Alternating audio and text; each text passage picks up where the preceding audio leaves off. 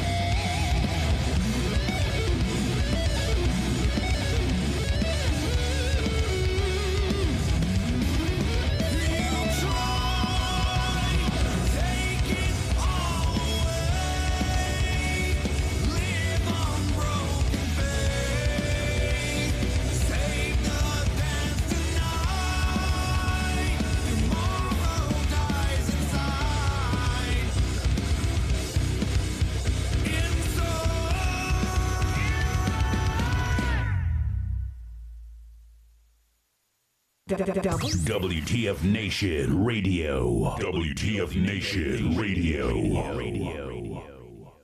Everything stated on WTF Nation Radio is to be considered the opinion of the person that stated it, and not an official representation of WTF Nation Radio or U.S. Army WTF Moments. Price does not include tax, title, or license. Some assembly required. Each item sold separately. Batteries not included. Objects in mirror are closer than they appear. If conditions persist, contact a physician. Individual results may vary. Keep out of the reach of children. Avoid prolonged exposure to direct sunlight. Keep in a cool, dark place. And please enjoy the show. Shots. Told me a million times, love me, hate to see me like this. Don't you step on my J's up and down, I feel like I can turn it up. Picking myself off the floor, I was cold on these shows, now I'm burning up. All right, everybody, what's going on? Happy Friday. Fridays are awesome. Fridays are very, very awesome. And here we are at WTF Nation Radio, and my name is Koz, and this is WTF Nation Radio. We are the voice of U.S. Army WTF Moments. I'm really trying to, on the fly, try to change some videos on my screen that you guys see kind of later, and we kind of do a pre-show check, and nothing nothing looks like it did during the pre-show check. So let me blow up Pooky's picture there. What's up, brother? Hey, what's up? long week, huh? Oh my gosh. Oh, that changed again. What's going on? What is going on with my stuff? You know, I love technology.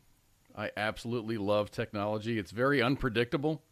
I despise it. No? I like it, man. I like to mess around with it. I like to.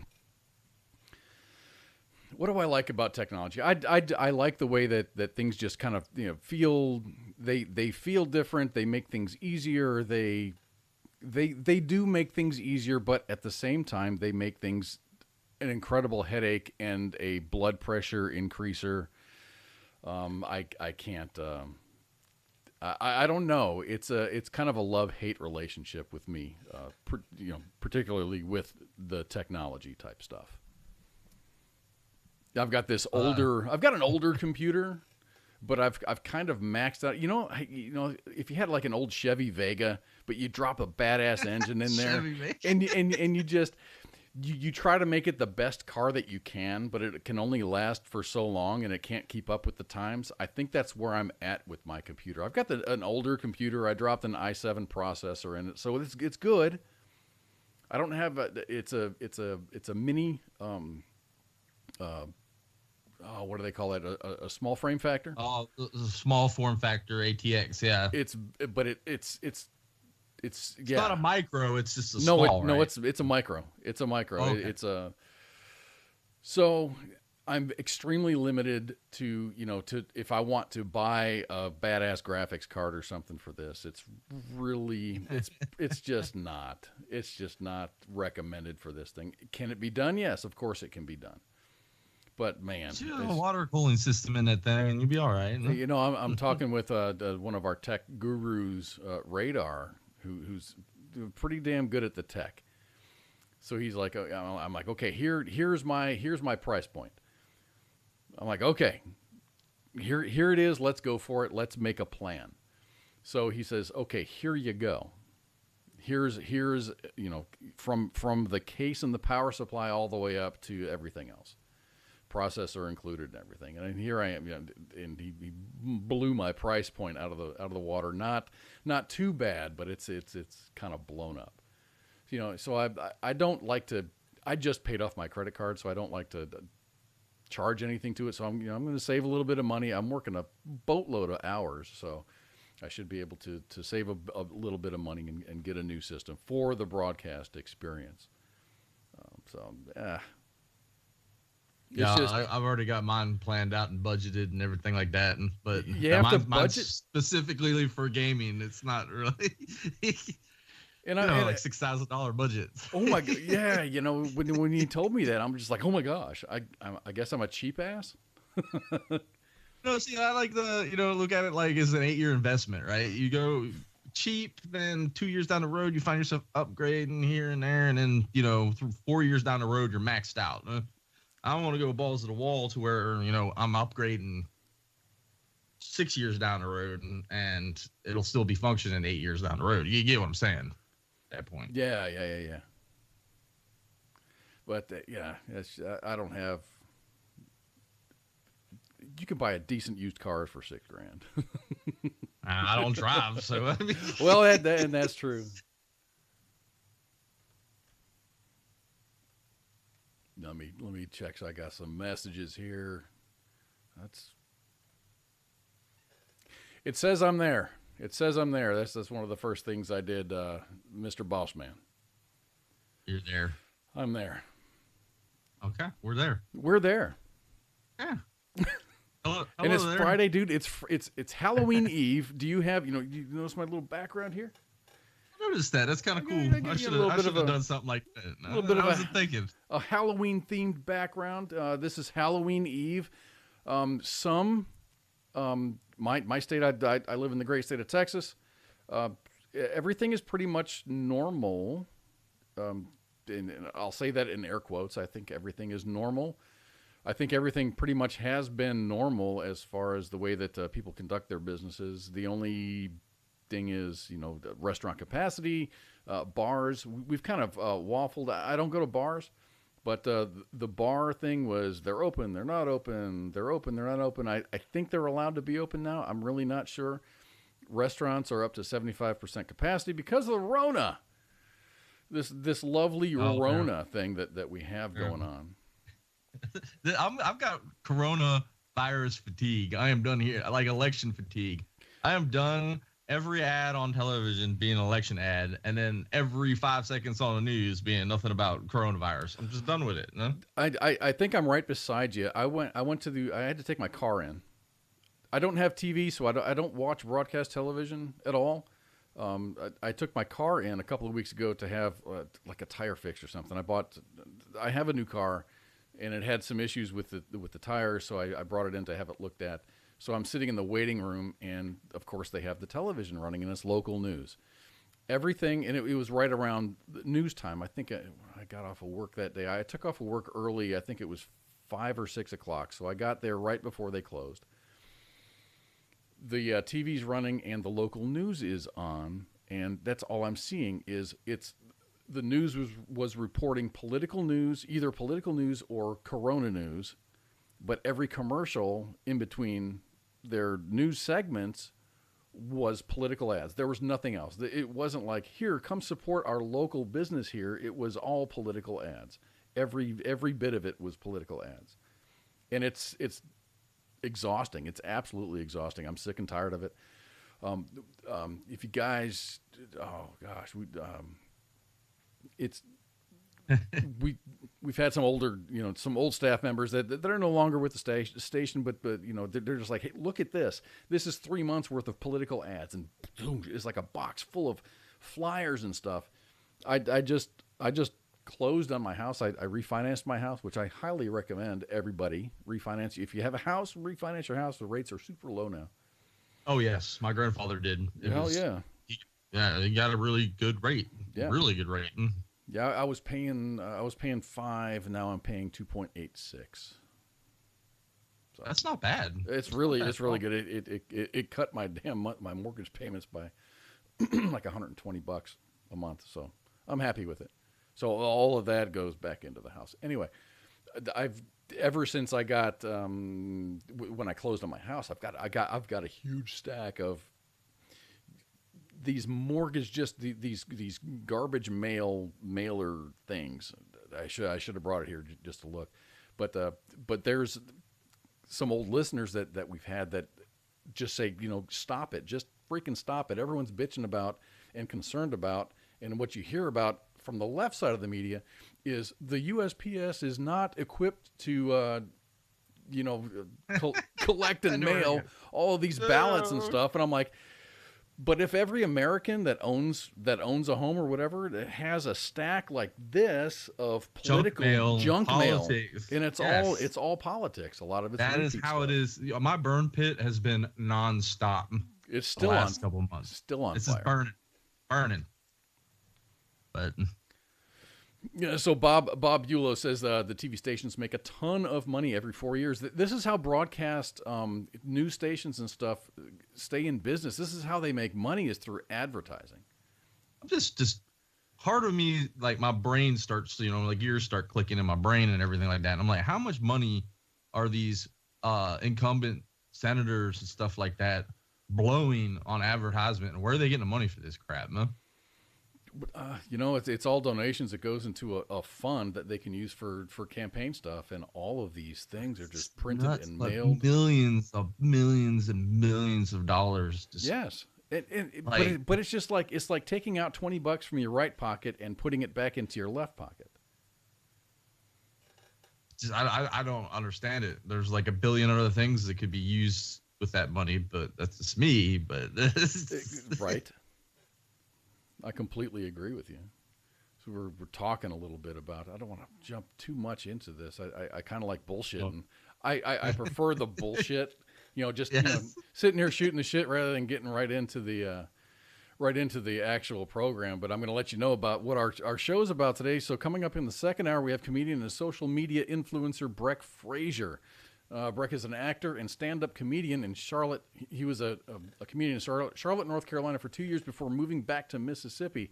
He performs as Pawpaw on TikTok, where he relives his country upbringing through the eyes of his grandfather. To be truthful, I don't spend a lot of time other than radio station stuff on the computer and stuff. So I actually, I'm not going to download this on I'm not going to put this on my cell phone. So you can actually, I refuse to put that TikTok on my cell phone. So you can go to TikTok on your computer, and you can download it on your computer. And that's what I did. And the first person I looked up was Breck Frazure. Dude's funny, man.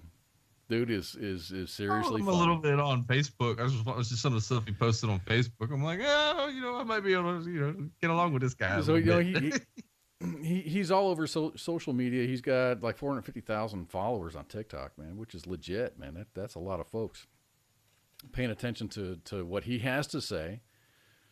So I'm really looking forward to the interview. And I was looking at his Facebook page, and I sent you a little message. He says like they ain't ready for me, or they don't know what they're in for, or something like that. So I'm really looking forward to Breck calling in around the top of the hour. This is going to be super awesome. So anyway, today is it's Halloween Eve. Have you made any preparations for Halloween? Do you expect to have kids around? Or are they not? No. Are they not? I got they're not allowed. No, I think they're allowed to here, but I got like a placemat sitting out. It says "hippity hoppity, get off my property." So I mean, that's the kind of guy I am. So kids can't read, and you used to live I don't turn lights on. and that's what I do. I don't. I sit outside with a BB gun, just in case I like the kids coming around, but in my neighborhood, they usually don't. They usually don't. I live in a really small, kind of like a cutout area, so people don't usually come here. In other neighborhoods that I've lived in, it's like people would show up, drive, and drop off kids. They'd be like in a big old conversion van or old panel van, drop kids off. They would start off at one side and work their way all the way down the block, and then I'd see that same van at the end of the block picking them up and taking them over.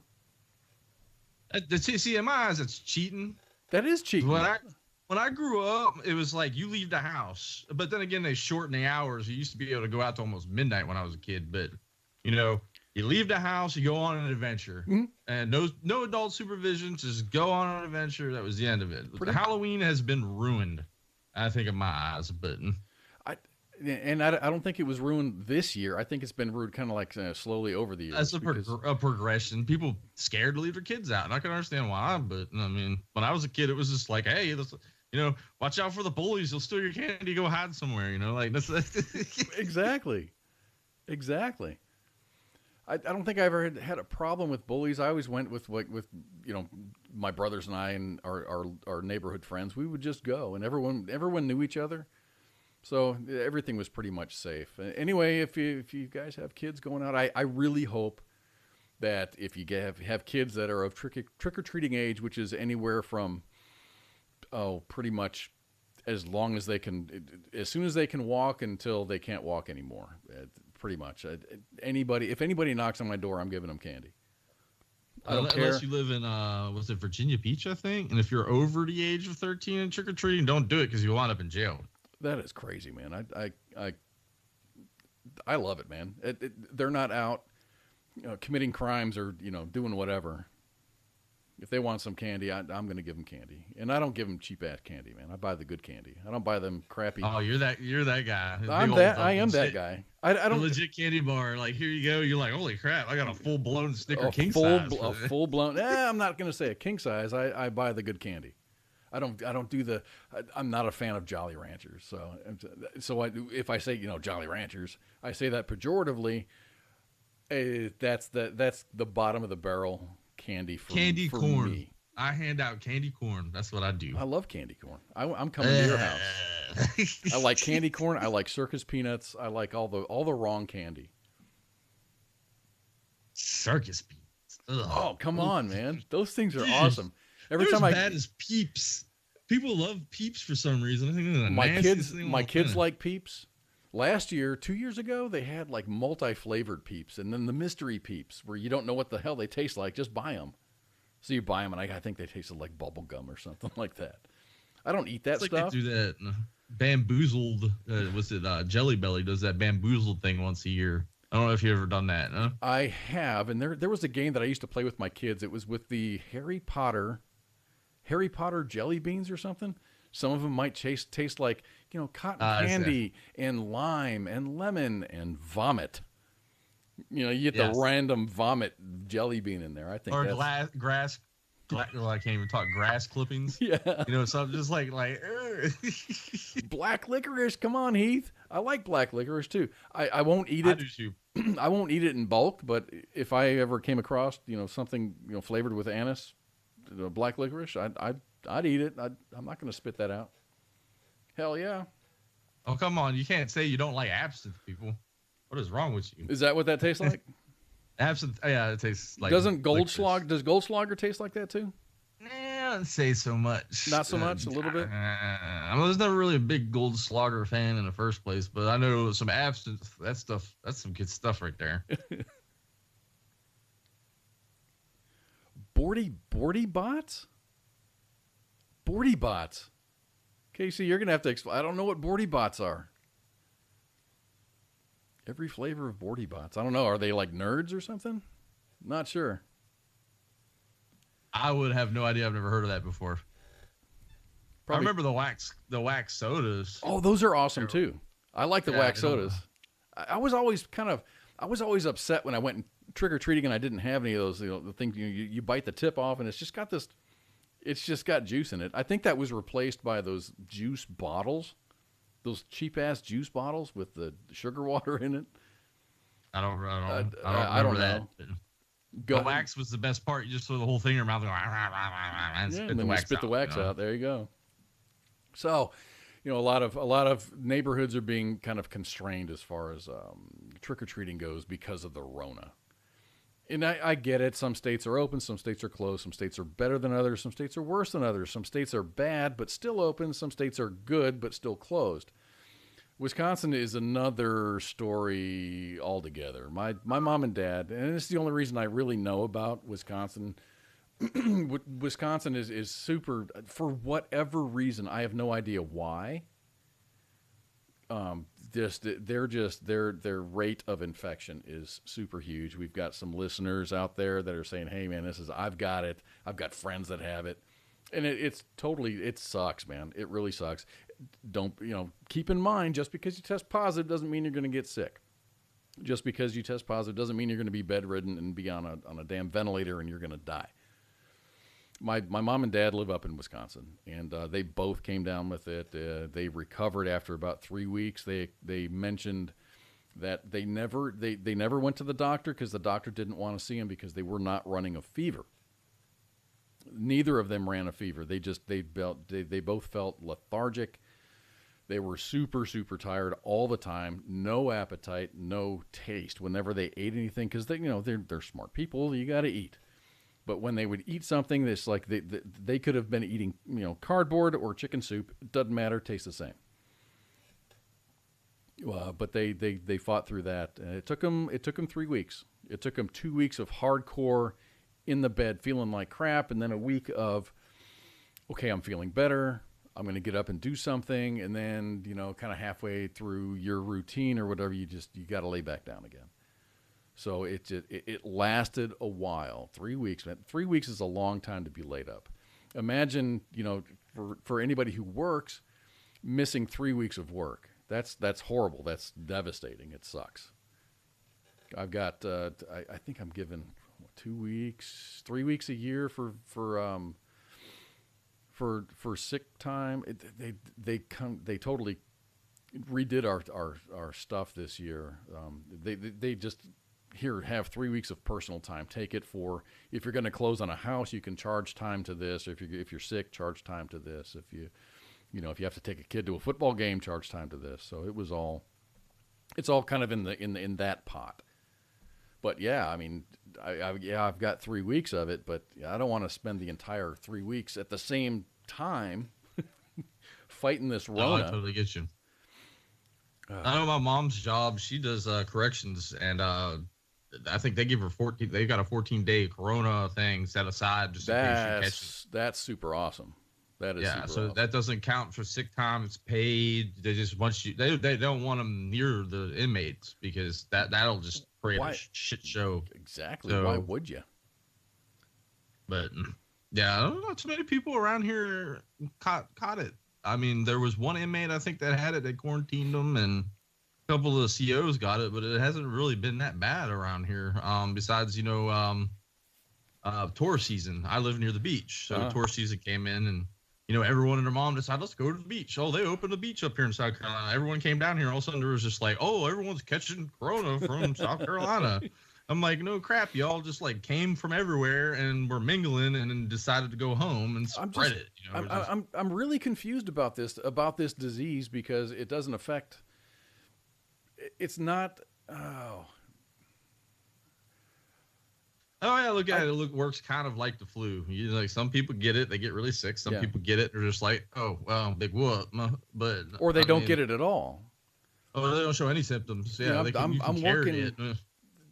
I work in an area, with, let's just say there's about 20 people that I work very closely with.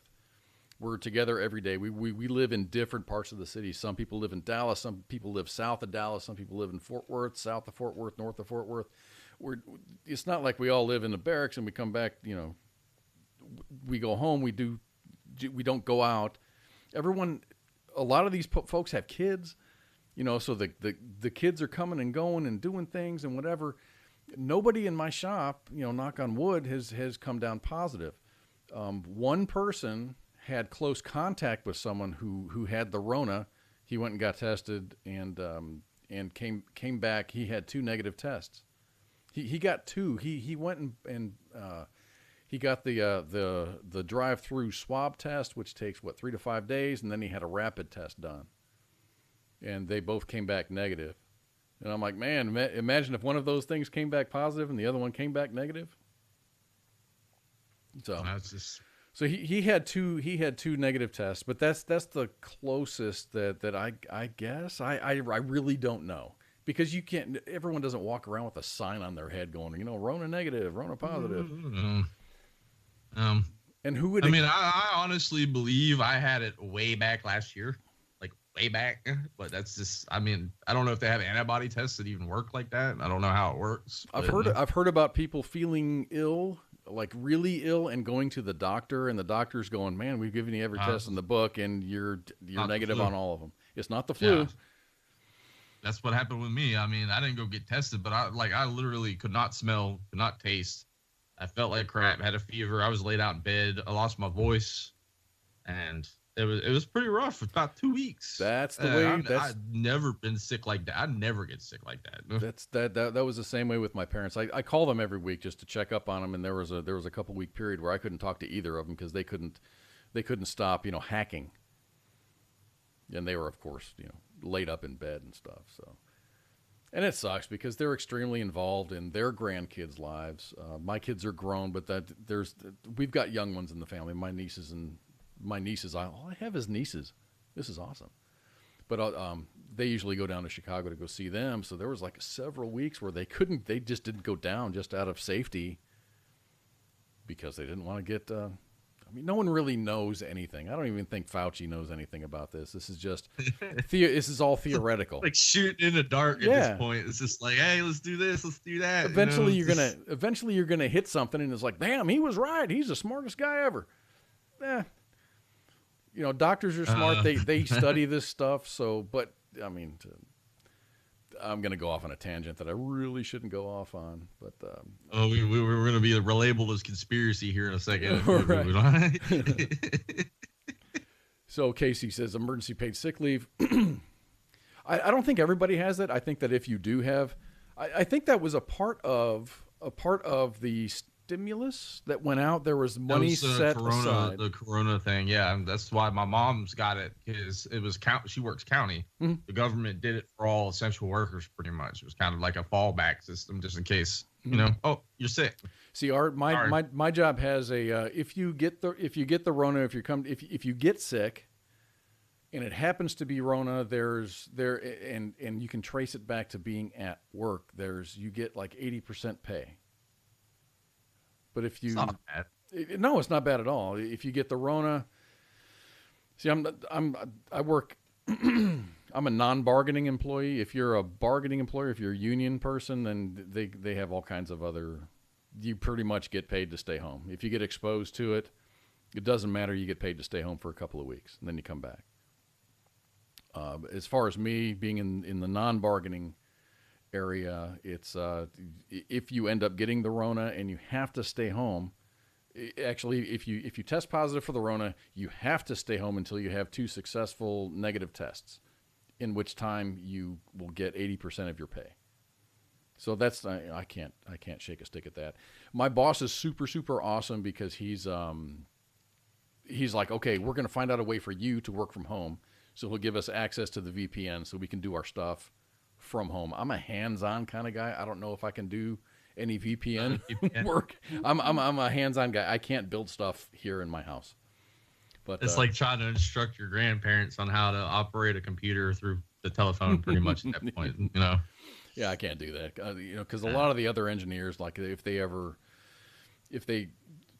was a period of time where it was like voluntary. If you want to work from home. Here's VPN access, and engineers can engineer shit from anywhere. So that's what they did for a long time. It was great because parking was super awesome. I'm like right up in the front row. Oh. So I was talking about it's just the Rona, and there's this perceived, and I'm calling this perceived resurgence, like another phase of it. I don't want to say definitively if it's second phase, third phase, fourth phase, whatever. There's a whole bunch of Rona going around. So France, and I'm going to put a little graphic up here. France and Germany have announced a second national lockdown to try and curb the surge in coronavirus cases and deaths. President Emmanuel Macron confirmed his country's widely expected measures, which will start today, and it will last until the last day of December. And this kind of mimics what everything has been, how it happened, like when we were in that lockdown during the very beginning of it in March. Stay-at-home order except for exercise. No. Flatten the curve. We've been trying to flatten the curve for what month is this? October? Seven months? 6-7 months. Yeah, 6-7 months now. So in France, a stay-at-home order except to exercise for 1 hour a day, seek medical care, or to buy essential goods. So pretty much you're on house arrest. This is what it sounds like. They're shutting down restaurants and bars. Non-essential shops are to close. Travel ban between regions. Some external borders will be closed. Universities are moving to online teaching. And here's a curveball here. Other schools, the primary and secondaries, will remain open. And citizens, are only allowed 1 kilometer from their house. So it sounds to me like a massive prison thing. Like, oh, you're only allowed like 1 hour a rec a day. Have fun with it. Oh wow, that's insane. So here's another caveat there. A caveat. Did you hear that, Spanky? It says anyone outside their homes will have to carry a document justifying their excursion, which can papers, please. Which will be checked and verified by police. And that's the first thing that came to mind is papers, please. That's insane. And that's France. That was France. On the other side, Germany is actually going through this little lockdown, this number 2 lockdown. Their little rules are, the Germany restrictions, which will be reviewed after 2 weeks, will mean that bars and pubs will shut, restaurants are to close except for takeaways, gyms, cinemas, and theaters are to shut down. Indoor gatherings are banned for more than 10 people and not between more than 2 households. There's details there. I'm not sure. Hotels, this is weird. Hotels are to be closed to tourists, staying open only for essential reasons. So if you're in Germany right now on holiday, your ass is getting booted out because reasons. The European model for dealing with this confuses me a lot. No, what's up with Sweden? I mean, I don't hear the media talking crap about Sweden, and they're the ones that said screw a lockdown, and they went with the herd immunity crap. Are they having a big insurgence of cases now, or? I really don't, and I think it's a matter of reporting to see who is surging and who is not. The media is not reporting it though. It's like, oh, this is bad, this is bad, this is bad. But what about the one who tried something different? How are they doing? I mean, it's just almost like North Dakota. In the United States here, in North Dakota, the governor's like, well, screw that. Everyone do your thing. Yeah. Wear a mask, do your thing. Go about, let the people figure it out. And that's the way I am. You know, big libertarian here, if a business says wear a mask, wear a mask inside the business. It's not that hard to do. I got into a little bit of trouble. No, it was actually a lot of trouble on Reddit. I'm like, since when do we need government to tell us what to do? You give us the information, we're smart people, we'll make the correct decision. Let everything open. Make everything normal. Schools are open. Everything is open. You have the knowledge and you have all of the ammo in your bandolier that says, don't mandate a mask, but highly recommend it. Don't fine people $300 for not wearing a mask. Dude, let people do what they do. The government, I think the government, and this is my personal opinion, I think the government in certain areas has caused more damage than this Rona ever would. Oh, yes, definitely. I can name a couple states, but keep my mouth shut on that because, I'm trying to stay the apolitical thing until after this whole election. So. Oh, so what you meant to say and what you didn't say was probably like California, Michigan, California, New York State. You want to talk about countries is kind of got it right, is Japan, right? They have this whole motto now where it's what instead of the new normal, like we say, the new normal. God, I hate that term. Living with Corona is what, so they're going back about their lives. They're learning how to live with it.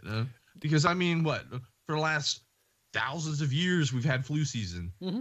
No one gave a crap about that, but it killed how many people every year? Something insane, like 60,000 people every year, but not a peep. And now we got this little new bug floating around. Everyone's freaking out, washing their hands, sanitizing everything. Yeah, I mean, globally, the influenza kills millions per year, and in the United States here, we're looking at 227 plus or minus thousand. I'm not minimizing. I'm down with the wear the mask thing. If you're sick, don't go out. That's the thing. Like, right. You've had some bosses that would be like, well, you better be like bleeding or dying to call off work. If I call into work and say, yo, I don't feel good, then as me as a boss, I'd be like, yo, stay your ass at home. I don't want to get sick. I don't want everyone else to get sick. That's just common sense kind of crap. But, I think that people are too. Some people. I think this is all being politicized. It's like a perfect storm. This just happens to be an election year. This happens to be a year where there's this alleged groundswell against President Trump. He could save the Pope's life, or he could do everything correctly, and then there would be a riot. He could cure cancer, and there would be a riot saying, I deserve to die of cancer if I want to. It's just crazy. You come out and condone oxygen and be like, I like breathing oxygen. People would literally suffocate themselves. I really think that's how crazy it is. Yeah. But, I mean, me, I'm like so weird with my politics. Like when people say Trump, sometimes like, what now? And just, what do you do now? Oh, nothing. Yeah. Great. And you're throwing a fit. What now? I mean, I'm not either a Trump or the corpse guy running right now that can barely talk. But what's his name? Biden. The thing, the guy. The thing. You know what I mean? That guy. Yeah. Who's running for Senate? His words. Yeah. For 140 some years or something. You might be that old. You never know. So the last rule in Germany was shops are to stay open, but with a maximum of one person per 10 square meters. Reasonable. Limit your exposure. And that's that's the way I've been living. Just because the bars and restaurants are open doesn't mean I go to bars and restaurants. That means if I go to a restaurant, I don't go to bars. If I go to a restaurant, I'm in and out. I don't stay there and eat. I take my shit home or I order delivery. I limit my exposure. That's just a smart thing to do. I wash my hands a lot. I don't stand, I go to a bar all the time. It's just whatever. I mean, I were like almost, to play pool. I go out. I was going to say you were almost late for last week's show because you're out shooting pool with your mom. Forgot what day it was. I was playing pool. So, so I'm here. I'm wondering. Okay, this is 2020. So the Rona is worsening, perceived, and I'm saying this perceived, and this is my word. This is Koz's word, perceived. A perceived worsening of the way that things are. There's other things that countries are actually doing that could make 2020 a whole lot worse. And I'm looking at you, Russia. Looking at you, comrade. Oh, what time is it? I don't want to step on our guest here. But they have uncovered, and they did this a bunch of months ago. But from permafrost, they discovered a 40,000-year-old parasitic worm. It's been sleeping for 40,000 years. They decided to wake that motherfucker up. Oh, that's cool. Siberian permafrost is famous for preserving the remains of life from the, I Googled this word and pronounce Pleistocene period, which is probably from 40,000 years ago. I'm going to pull up a little graphic here. But it's really outdone itself this time. 2 worms frozen from around 40,000 years ago have now been thawed and revived, making them the oldest living creatures on the planet and the first multicellular organisms to have survived such a long-term cryobiosis. After gathering and analyzing over 300 samples of permafrost deposits, the team found that 2 of them contained viable specimens of soil nematodes, which is another word for worms. One of these samples was taken from the ground squirrel burrow in the Duvany Yar outcrop, which was previously a radiocarbon dated to about 32,000 years ago. The outcrop is near the city of Chersky, Russia, which is about 800 miles away from the state of Alaska.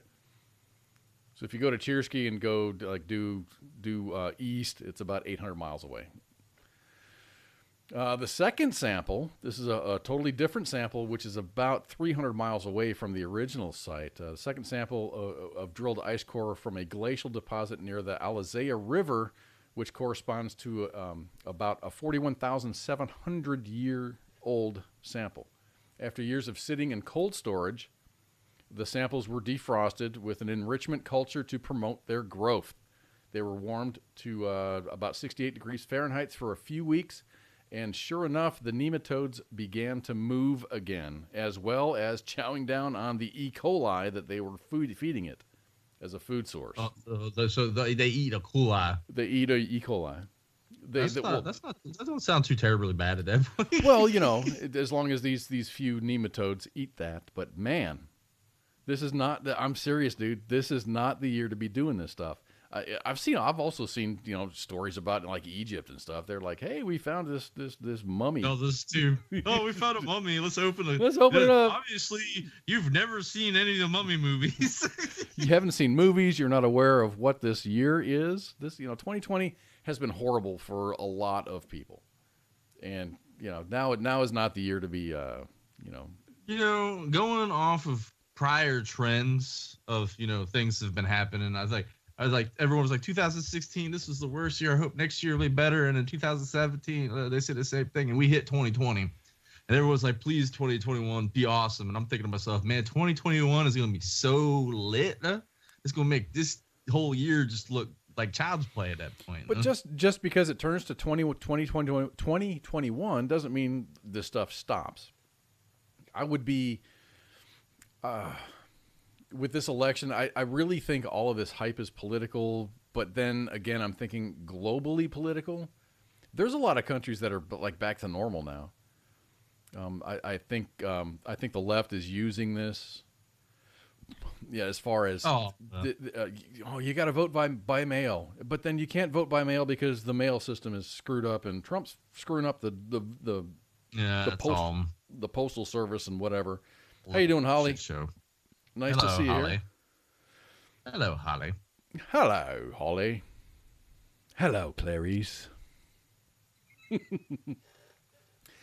So it would be surprising. It wouldn't be surprising to me if I'm saying this with vomit in my mouth, that if Joe Biden made it into the Oval Office, it wouldn't be surprising to me that all this stuff just kind of disappears. Not disappears. It just kind of fades away. It gets off of the headline. It's on the second page. It goes through the whole media cycle where it was hyped up, and then and then it washed fades up, off. like, swept under the rug. We did our job, what we're supposed to. Congratulations, wham bam, thank you, ma'am. Let's move on to the next craziness. Or it's like, hey, the Rona's under control because Biden's in office, and That's whatever. it.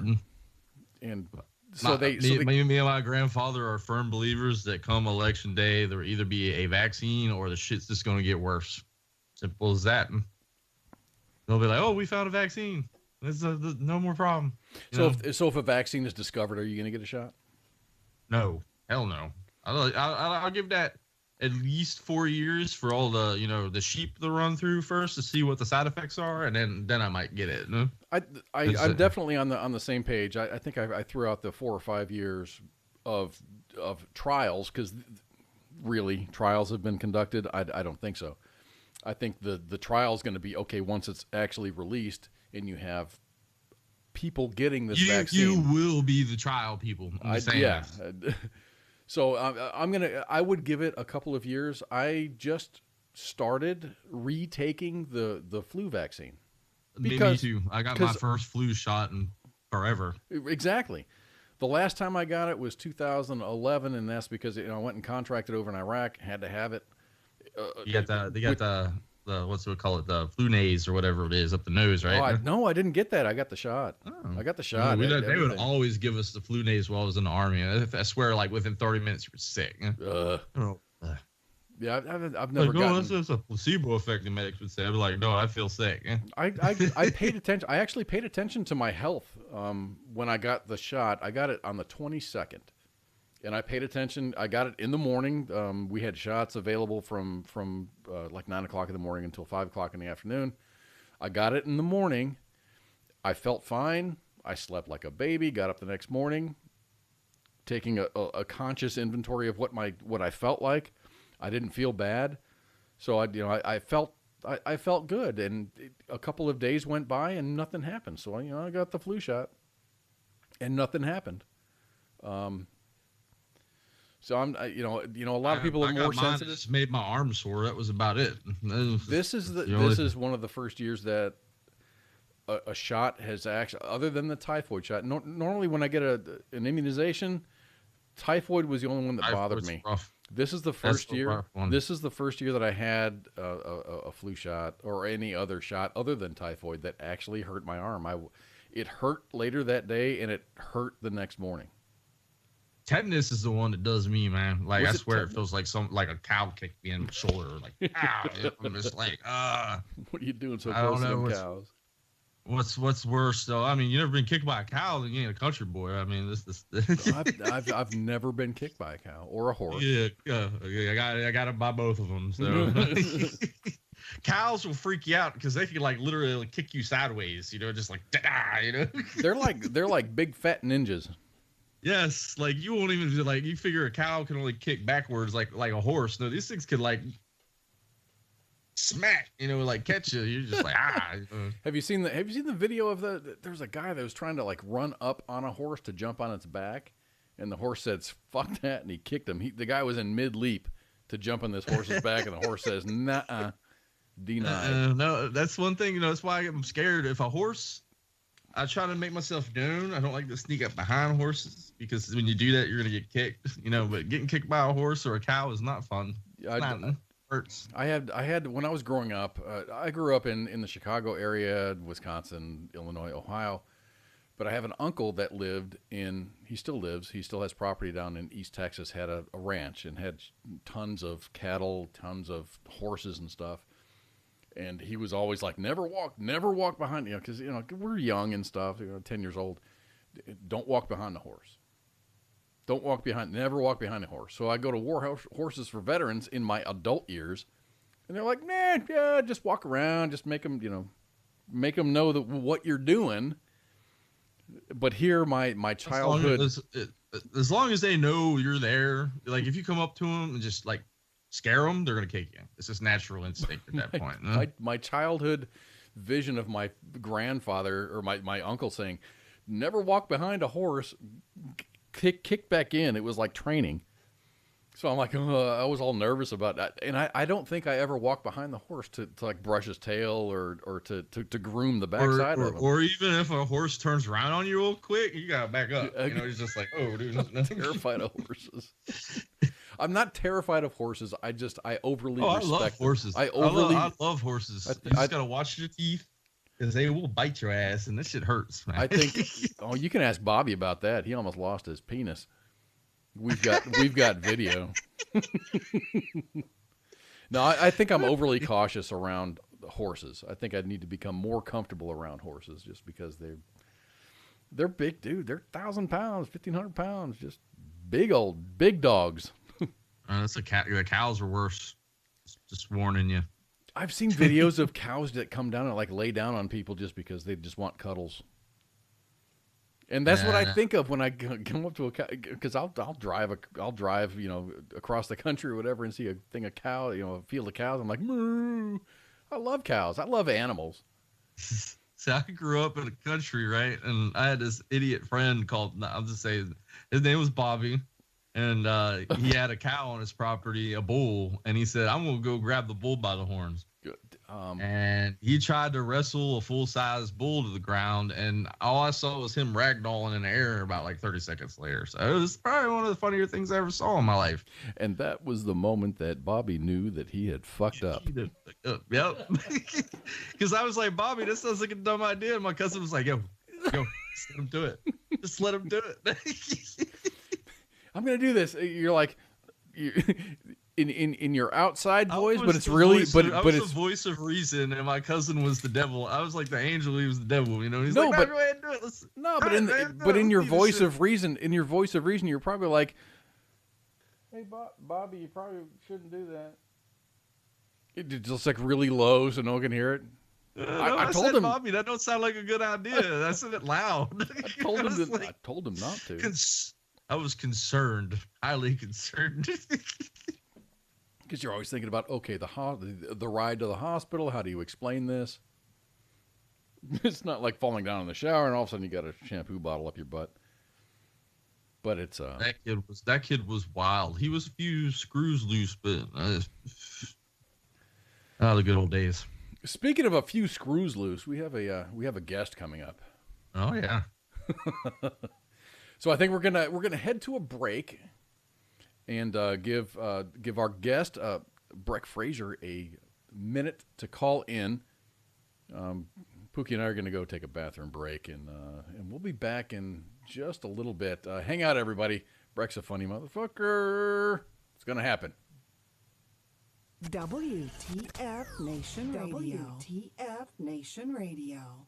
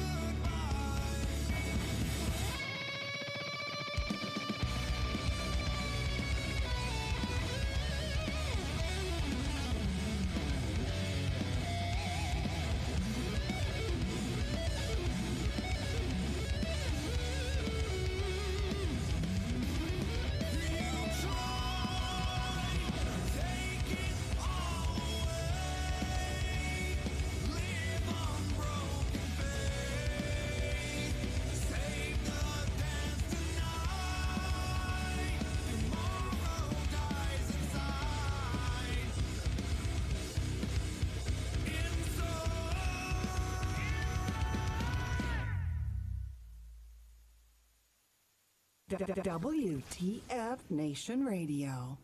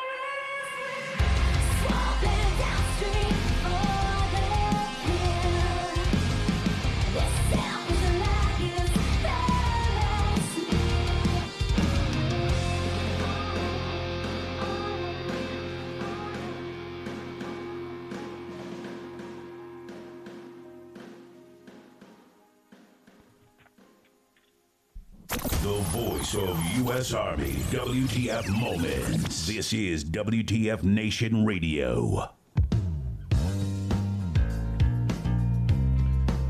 And we're back here on WTF Nation Radio. My name is Koz. My dancing partner right there is Pooky. We got a pretty awesome guest coming up right now. I've got a little intro prepared for him. I'm not sure how accurate this is, but I'm going to read it anyway. So it's time to welcome our guest. Breck Frazure is a 14-time Emmy Award nominated comedian and actor. He is a freelance neurosurgeon. He's a freedom-loving patriot and genuinely a swell dude. Let's give it up for Breck Frazure, ladies and gentlemen.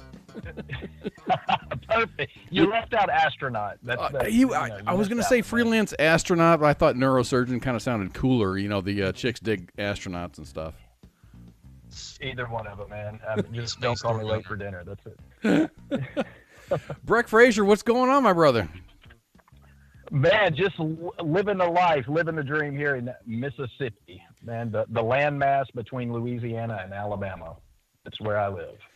So just living it up, man. Enjoying it. I'm glad to be here with you guys, man. We appreciate you coming on. I hope you and your family are healthy. Hurricane, the little Hurricane Zeta come through. Were you good?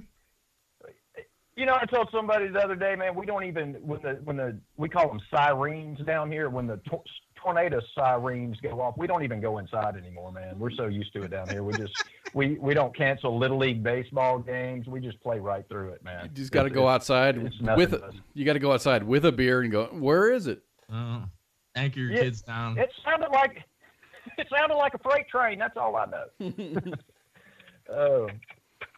But yeah, man, it's exciting life here in Mississippi. So it seems like you were making a good start in North Carolina. What prompted you to move to Mississippi? Well, no, I'm going to tell you, man. I did what every son does to really impress their parents. I said I'm going to quit this. I was an EMT for 12 years, and sweet. I had a nice job, you know. And I told my parents, you know, I'm going to Charlotte, North Carolina to do stand-up comedy.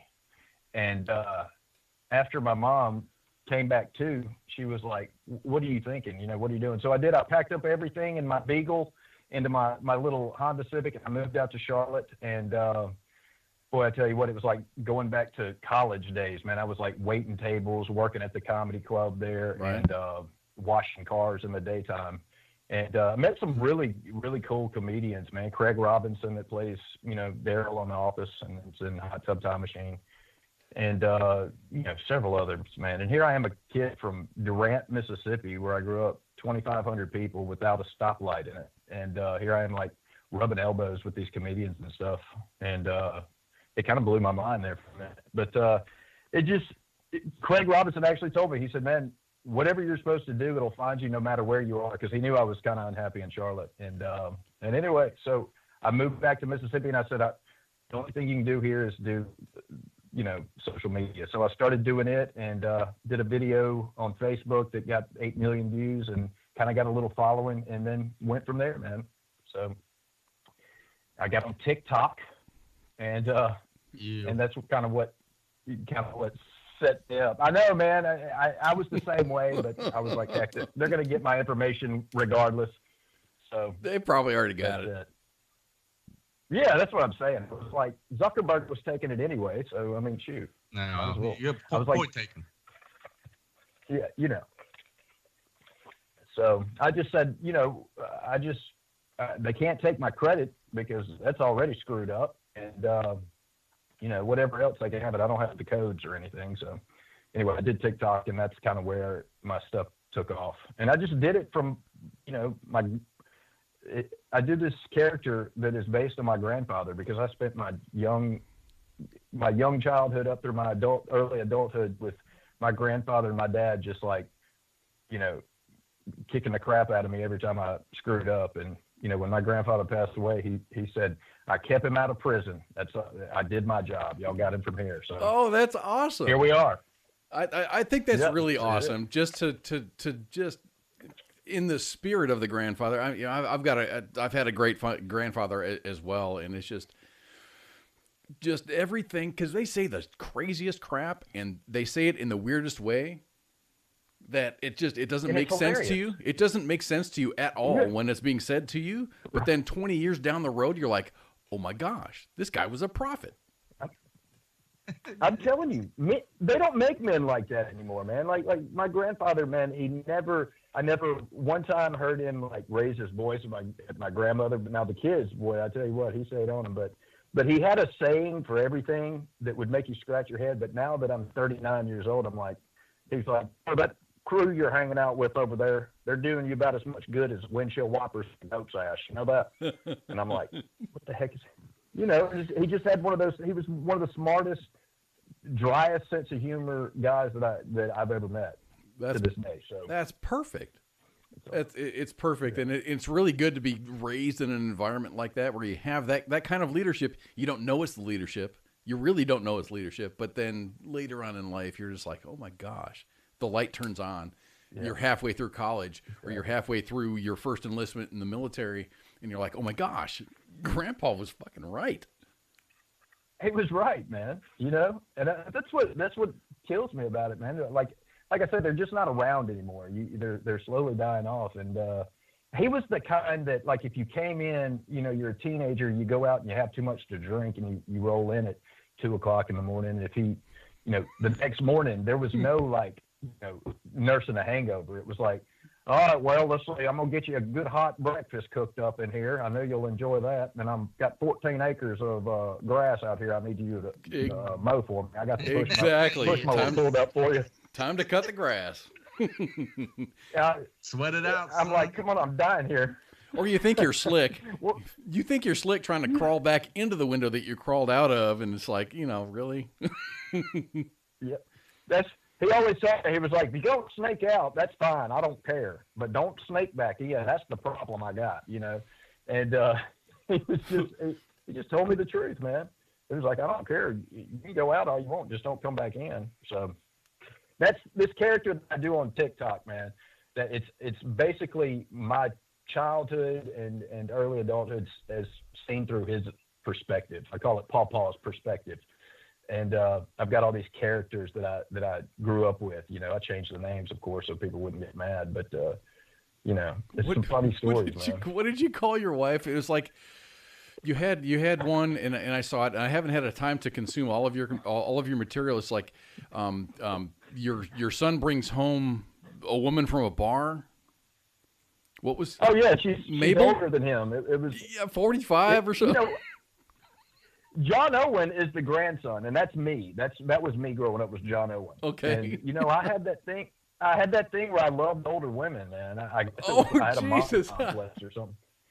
So, you know, I was like 17, and I brought home like a, you know, 26-year-old or something like that, and she was, you know, rough around the edges, you know, crow's feet already, and anyway, and I walked in with her, and he was like, "What truck stop did you get her at?" And I'm like, "What?" The one right down the road, you know. But he would it's just stuff like that. It was just always stuff. I literally had I do this thing about the 5-year-old, and I had a cousin that was a literal genius. I'm not lying to you when I say this. This kid was like, I can't remember. I'm too dumb to know what an IQ is of a genius anyway. But he was that smart, and so it was so weird because here's this really smart kid in this family full of rednecks. And I mean, my dad and uncles and stuff would be sitting around at Christmas time going, "All right, Christopher, come here real quick. Do that thing with the numbers and the letters that you gave, you know, where you make them come out to say something." And like, that was like our entertainment at family reunions and stuff like that. So, you know, I changed the sex of the 5-year-old and made it a girl, because I was like, people will think that's cuter. So anyway, it's funny. She's always doing some crazy stuff. Everything that you've come up with that I've seen, I'm like, man, this is just hilarious. It's not blue comedy hour. It's different. It's more. It feels more like home. It feels more like going to Grandpa's house. Exactly. That's what I want to go for, man. They were just really non-judgmental people. You know, everybody was welcome. Like I swear to you, like my grandfather, you know, the whole community knew him as Papa. You know what I'm saying?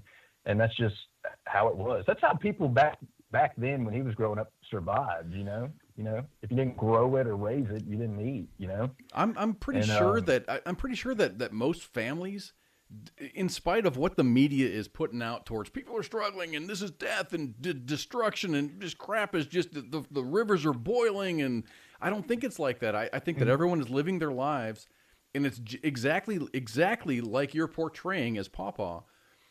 And it's just we're dealing with this media barrage of information, and people are consuming the media, the mainstream media, too much, and it's poisoning people's minds. I think everyone is living their best life. I honestly agree with you on that. I mean, because I'm telling you, in Mississippi gets a bad rap about everything. we're the redneck state, we're the racist state, we're the yada yada yada. But I'm going to tell you, like I said, I grew up in a town with 2,500 people. Nobody there, including the town doctor, had a dime. You know what I'm saying? Mm-hmm. And everybody was on a level play. Everybody had the same thing, and everybody got along. There was none of this hate or anything. I mean, I literally grew up without having to lock doors at night. You know, we would raise the windows up like early spring, you know, and let the leave them open all the time. And you'd never worry about that because you had good people in the community that if there was that one bad seed, you know, they would make them understand that this isn't the community to do that in, you know. And I think we need more of that instead of government, you know, being, you know, big daddy. You know what I'm saying? I think too many people. I think it's reported that too many people they just rely on government to tell them what to do, how to act. You know, wear a mask, don't wear a mask. Give them the information. You know, we recommend that you wear a mask. Great, wear a mask. Don't like mandate $300 fine, blah blah blah. It's ridiculous. Like I would tell you what my grandfather would say. He would say those beans out there don't care whether you got COVID-19 or not. And I'm just going to tell you right now. Beans need to be picked. And you I heard, and he would say, I heard heat kills the ship. So anyway, get on out there in them beans and get them picked. You need to be in that sun, boy. Yeah, get in that sun and let it boil it out a little bit. You know, he would always say, like, I remember in football one time, I literally almost broke my leg off. And he was like, oh boy, get in there and you know, just let your grandmama kiss it, I guess. Rub some dirt on it. Hey, rub dirt in it. That's my mom raised me like that, so. He was like, your bone's supposed to stick out of your skin like that, damn it. Just get in there, you're fine. So that's just how he was. We've got tape. Yeah, you don't need a doctor. You just need to get tough is what you need to do. So you're not doing the stand-up anymore, but you've been doing comedy for a while. Do you find it harder or easier to be like funny during this Rona thing? Well, no, man. I was the oops baby. Everybody knows what the oops baby is. So I was the youngest one in the family, and so literally I learned at an early age, like, you're not just gonna get attention, you're gonna have to work for it. I realized that. You know, it was kind of like you want to get fed, you got to be funny for it. So I would have to, you know. So it's just over time, it's just kind of become. After I've driven at least 3 or 4 teachers throughout my career to the insane asylum, like I've, you know, just kind of built on it. And it's one of those things where, like, it's just, I mean, my mom thinks that I'm the least funny person in the world. You know, she'll tell me that. She was like, you're not funny. I've been listening to this for 39 years. I don't need it. So it's not, I don't do the stand up here in Mississippi just because there's really not anywhere to do it. But, you know, it's like riding a bike, man. I think I could just pick it up and do it. I think you've done. You know, I've seen a couple of your videos, and I'm like, man, I like this dude. So I like friended you or followed you or whatever they call it on TikTok because it's funny, and it's just these passing thoughts, these streams of consciousness that are just hilarious. It is, and I'm telling you, that's how I look at it. Like I don't rehearse any of those. I just get on there, and I think to myself, like, what happens in a small town? You know, people are always gossiping, and you always have that one drunk person. You always have the one that's overweight and mean as heck. And I just make these characters, you know, and I just tell about them, what they went through in their day, you know, and, you know, that's just how I do it. Just kind of flows out. I don't know. Some people get like athletic ability. I get this craziness as my gift, I guess. Were you the guy in high school that was just like always in trouble of just being you're cutting up and not being serious and just not that guy? You said you were an EMT for a while. How did that work out? Well, because I was like, what do people because I wanted to play a doctor on TV, but I couldn't say the words and stuff. So I was like, I'll go to EMT school because my dad was a police officer. He was a chief of police. He was a police officer for 34 years, and he kept me away from being he really kept me away from getting that, you know, that urge to go be a police officer. He fought hard to do that. And so I was like, what's the next best thing where I can run around with lights and sirens on? And so I was like, I'll do EMT. While I was in the junior college, I did the EMT while I took like biology courses and stuff. And, but yeah, I did. I kind of stayed in trouble all the time. Like, you know, I never got the lesson, you know, when my grandfather would like kick the crap out of me, I wouldn't quite get it until, you know, I still hadn't got it basically, but you know, like he said, he kept me out of prison. So I guess he did his job there. That was his goal. My mom says the same shit. I kept him out of prison. That's all. Oh man. So That was you're the highlight, you know. So you're the entertainer, you know, and I say that in big air quotes. You're the entertainer. What do you like to do to be entertained? What do you do in your off time? You know what? I in my off time, well, you know, I went through that whole World Series of Poker thing where I liked doing the, you know, Texas Hold'em and stuff like that, and then that became a little bit of a problem, I guess. Financially, going to the casino. No, not financially, but like just being away at the casino. Like they're like, "Well, you're going to be here for Christmas," and I'm like, "Man, I got this tournament over here at the." So they were like, "Yeah, we need to get this in check." So anyway, I stopped doing that, and now I just basically just sit around and do what grandpas do at 39 years old. Like I had somebody ask me the other day, like, you kind of look like a grandpa now that you portrayed Pawpaw for, you know, a year now. And I'm like, well, I feel like one too. So, well, I did notice you got a little silver in the hair, and I'm like, okay, maybe this guy's my age. No, you're not. You're nowhere near my age. That was like a genetic. I call them wisdom highlights because, you know, I've been through a lot. I get that. You know, I get that.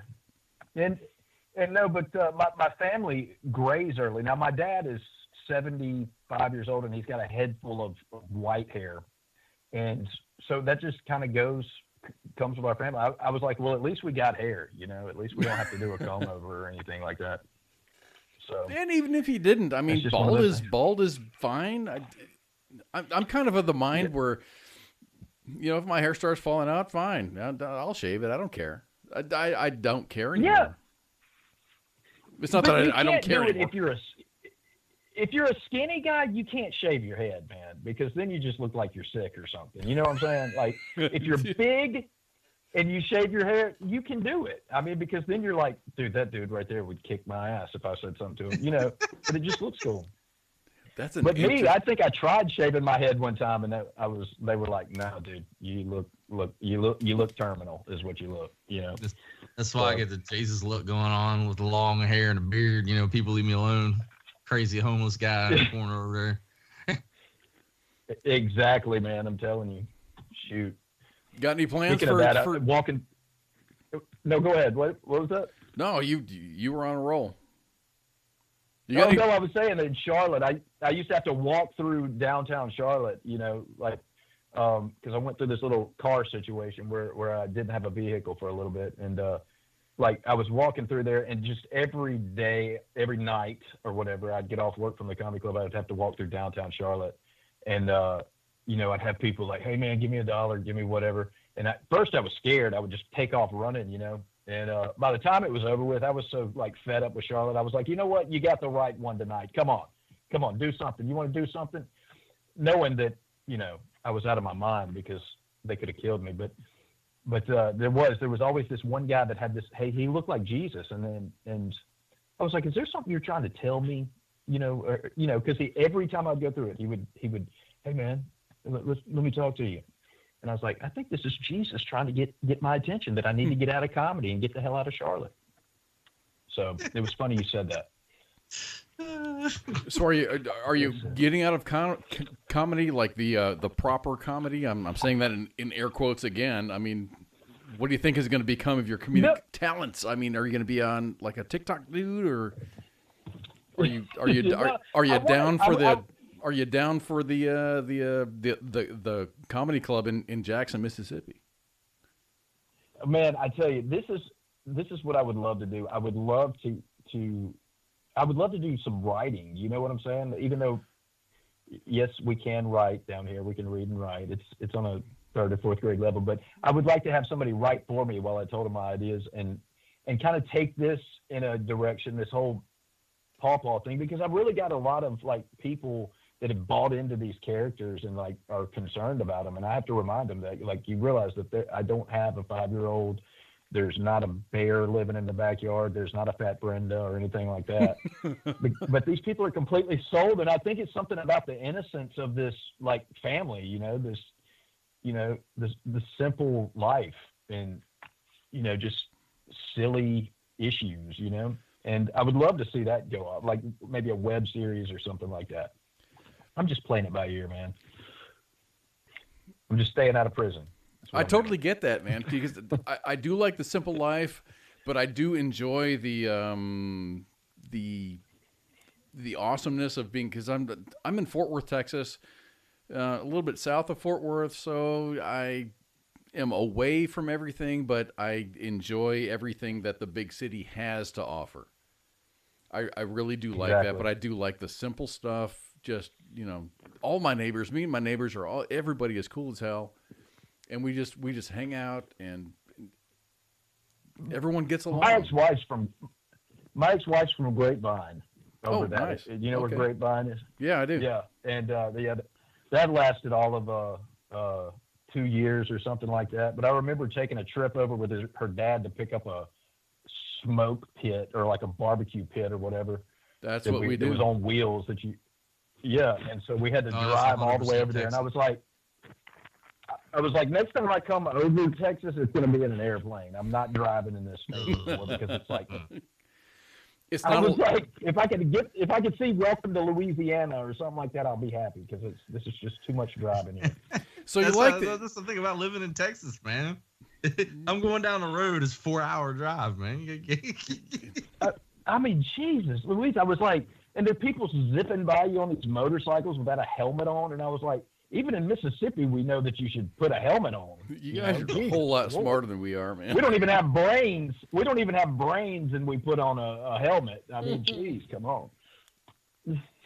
So, but anyway, yeah, that went through a tornado in Longview in a La Quinta Inn. God could write a song about that coming back through Longview.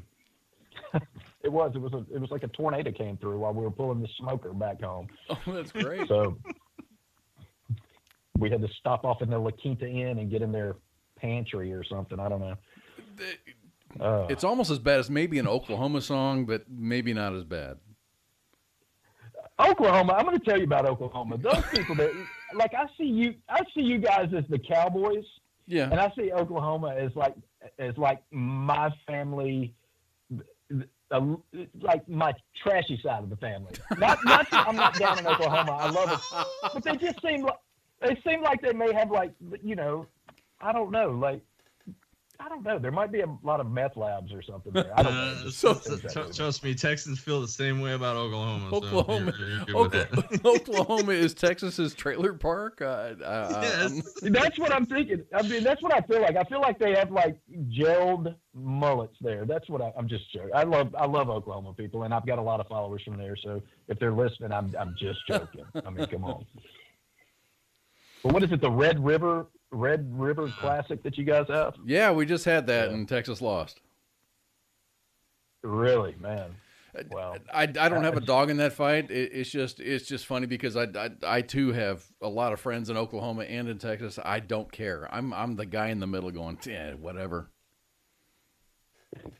Exactly. Especially this year, it's like I'm not watching any sport this year at all. Maybe like, I don't know, when curling comes around, I'll watch, but I'm not doing any sports. I'm bored. Curling is a legit sport, man. I mean, it is if you like wearing sweaters and like Birkenstocks or whatever they wear when they're. I mean, like seriously, it looks like like a retirement team or something like that, but like your shuffleboard team. It's an like, Olympics. Grandpa, are you on the Olympic team again? It's an Olympic sport now, though.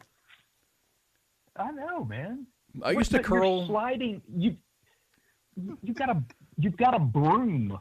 You have a broom? And you have to twirl the rock in the right direction at the right RPMs. I grew up in my younger years. I did grow up in Wisconsin, and a friend of mine his parents had a curling rink. So I've done some curling in my day, and there's some science behind it. Not as much crap as what's happening now, but it was fun back then. Now it's like technical, and people get all uptight about it. Who pay attention to it? No, I could see how it could be fun if you were like stranded in Antarctica or something, and you just try not to go crazy. Like get that rock over here and grab that broom. No, the only reason that we did it is because he had the keys to the place, and the place had a bar. So I'm a teenager in high school, and dude's dad has a curling place that has a bar. So we curled and we drank beer. So that was girls or curling. Curling. I'm curling every time. Most Canadian shit I've ever heard in my life. Yeah, I could just see you like laying it out. I don't know, man. Should we push this rock across the ice, or should we go get some girls? I'm pushing the rock across the ice every time, man. No. Screw the girls. I'm kidding. Man. I don't recall any females being there. It was just like we were just looking for an excuse to, hey, let's drink some beers and sausage party. Yeah, pretty much. Get that broom up. I'm so ashamed. No, man.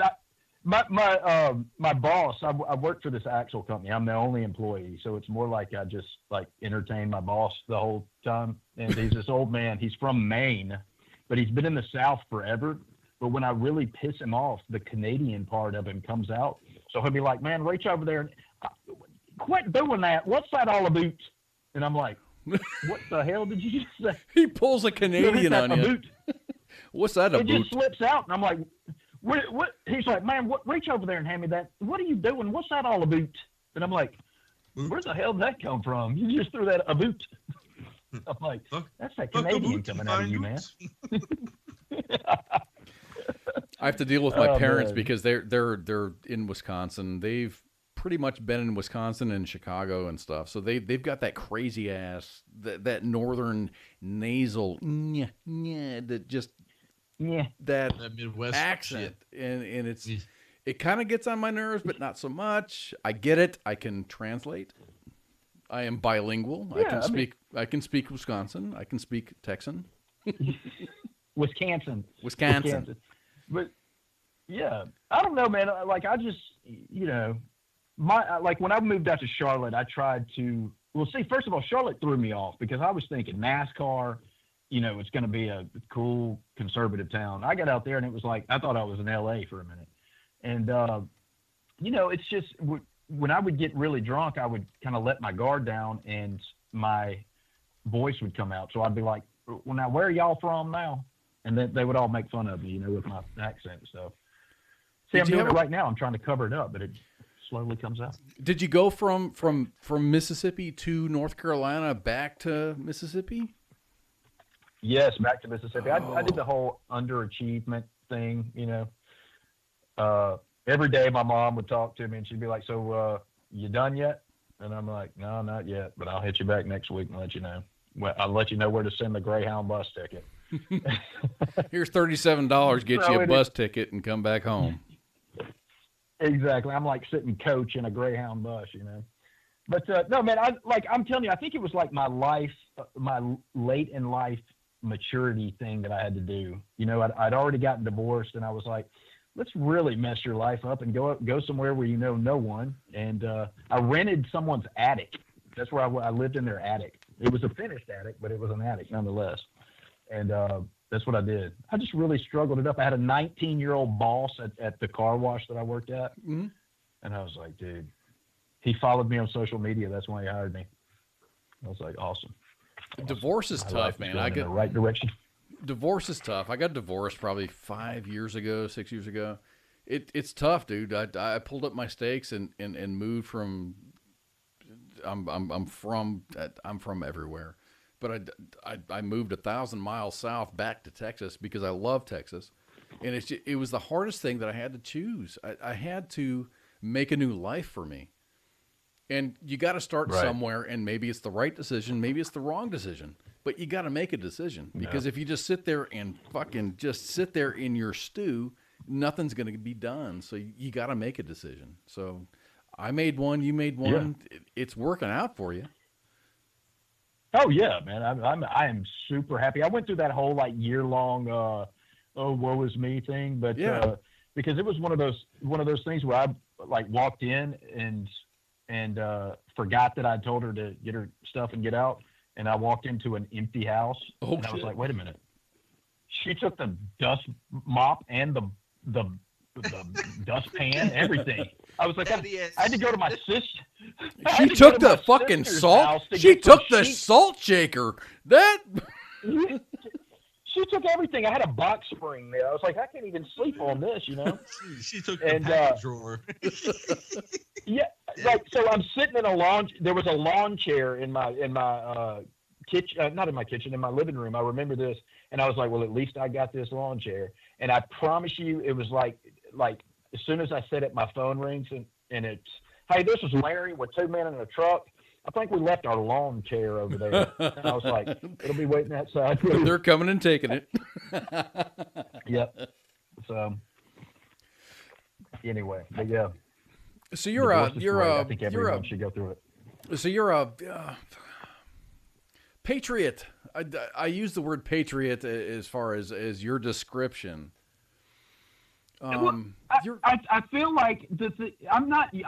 I'm not like you guys are the one that have done your time in the military. God bless the people that do that. I've got buddies that have done it, and I actually regret that I didn't do the military. You know, my dad did it, my grandfather did it, and I just didn't.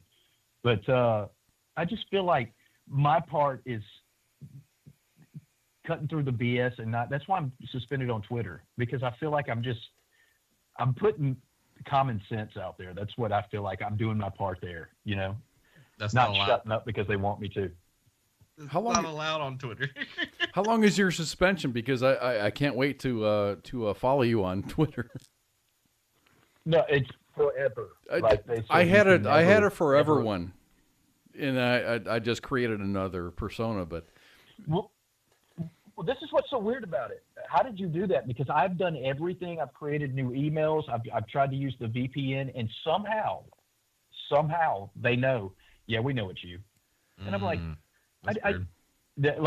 yeah. I mean, I didn't do anything just really weird. I mean, I just picked one person, Mr. Cuomo from CNN, and I just gave him heck all the time. I'd be like, yeah, you know.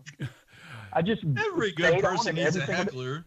Every good person needs a heckler. And I guess I heckled him to the point where he was like, this dude is like getting on my nerves, like take him out. So the reason I go ahead. The reason I got banned was it was over the 2016 election. I posted a meme, and I put in a demand voter ID, and there was like the DNC logo was on there. It really looked official. Oh, I remember it. I remember. And it's like it's like immediately it's like you are banned for life. I was like, holy crap, that's kind of funny. Ben, I just don't understand it. I mean, it's like I don't get it. It drives me insane. It makes me angry. This whole censorship thing is just BS, you know. And you know, all I did was these trolls come in the comments and they start it, because I'm still on that whole he started it thing. And when they start it, I just keep, you know, going back at them. And do I take some low blows? Do I give some low blows? Yeah, I do. I mean, like I told one chick she looked like a turtle, and but she was saying stuff about Candace Owens and stuff, and then these people immediately, you know, I'm a sucker for it. I fall for it every time. They set me up, and then they go report me, and then I'm like, you take the troll bait, and that's what you do. No, but you bite the troll bait. Bullshit, Pookie. Did she look like a turtle, or did she not? If she looked like a turtle, she looked like a turtle. It's not that it was fake Why news. Why don't you PolitiFact that? It was a fact. Like, look that up on Snopes. Fact checkers here at Twitter have determined that she did not look like a turtle. Mostly false. Mostly true. Mostly false. Whatever they say, but mostly mostly false. Oh my, it's ridiculous. It really is, man. So Dorsey and Zuckerberg were in front of the Senate Judiciary Committee. What, if anything, do you think will become of that? Anything? Nothing. I don't think anything will come of it, but I got in trouble on Facebook one time over Zuckerberg. All I said was Zuckerberg looks like even when he's clean, he looks like he stinks. He's like one of those people that looks like they stink all the time. He just looks like that. And I said that, and immediately I was like, I got put in Facebook jail, but I got out of that. No, Facebook jail's kind of like a slap on the wrist sometimes. It's like, 30 days, you'll be back. All right, cool, whatever. Twitter, they don't play around. You done. I think the New York Post is still like shut down right now, I think, because of that shit with. Yeah, man. And I mean, like, what's his name? Jack Dorsey, the dude. Like, he looks like an anemic, like, 12-year-old girl. He looks like a wannabe Osama bin Laden. His early, exactly. I mean, 6 months ago, his pictures. I mean, he's a legit dude, business guy, closely cropped beard, and he just looked nice. And then the Rona hit, and now you see a picture of Jack Dorsey, and he looks homeless. Bin Laden. He does, man. He looks up. I'm like, that's what all those ice baths and Zambucas or whatever you drink. That's what got you looking like that, dude. You look like whatever they're called, Sambuca. But anyway, I'm like, dude, you need to eat some steak and pinken up a little bit. Meat. What you need. You need protein, bro. Not Stay the other off the soy, son. Stay off the soy. Not the other protein. Sorry. Exactly. It's like those robot sex brothels now. It's like that. He's the type of guy that would go to those things. Like, I'd like to make these things called bars. Where so what do you think meet real women? What do you think the conversation would be? Hi, my name is Peter. I would like to remain anonymous, but I would like one of your things. I mean, come on, dude. Have you guys seen that? These robots that they're making, they're like companionships where you can like marry them and stuff. I'm like, see that dude? I can see a. There's a force on social media for like normalizing that stuff, and it's not normal to me. I'm not judging anybody, dude. If that's your thing, dude, do your thing. But it's 2020. What's normal? Nothing. Yeah, I mean, exactly. That's what I said. I was like, I could just see that one redneck that got into the whole robot thing. He'd be like, "Yeah, I got a date down here with Siri. We're gonna do an R2D2." And dude, I named her John Deere. I'll be back, man. I'm gonna tell you, you should see the rear end in these things. I tell you what, they're at least doing the 4:10 ratio or something. What? I don't know. Boy, I tell you what, man, it's rough down here. Really. But yeah, man, robots. I want to get me one of them. But that's becoming a thing, and it's being introduced now. But it's just like little trickles now. But it'll become a thing in a couple of years, maybe, I don't know, 6 months, a year, 2 years. It's all You'll be frowned there. upon if you don't have one. I know it's like it doesn't mean it. I don't mean to sound like Papa. That's just not right. It's definitely not. What do you mean you're sleeping with a robot? Come here, John Owen. Tell me. Now, what's her name? Come say goodnight to Grandma Rosie. Oh, man, I tell you what. Thanksgiving dinner. Look, I remember him one time, he said, when I played football, we had to share pants. We had to share football pants, man. You know what it's like to put on the pants of another sweaty man? It ain't not fun. That's okay. That's just what we did. I mean, come on. That's what he would say. I'd have to wear the long, cool socks and the wristbands and stuff like that. And he's like, boy, we didn't even have face mask on our helmet, and we had to share pants. I'm like, well, shit. Well, okay. We didn't get water either. They just gave us salt tabs and told us to get I remember when I had to walk home 2 miles every day from school, both ways uphill. But in the snow. Yep. Spanky wants a robot husband to come clean her fucking house. Yeah. Um, Oh God. there's this thing called a man, I tell you Roomba. what. I was at Exactly. Spanky's house 2 weeks ago, and her house was spotless. Maybe she stayed up Really? for 3 days and cleaned her house, but it was beautiful. It was nice.